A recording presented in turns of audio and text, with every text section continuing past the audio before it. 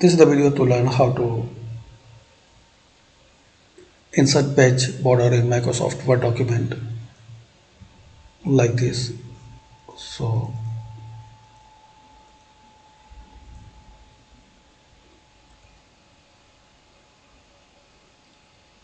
I will show you from start,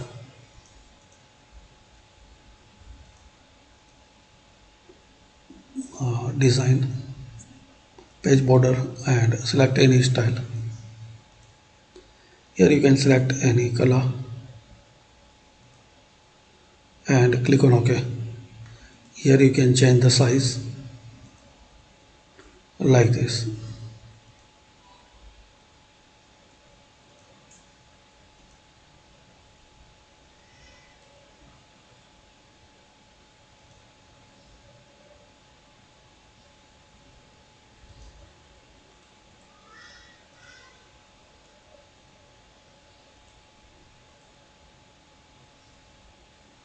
And once you make the enter, it will apply automatically in all page.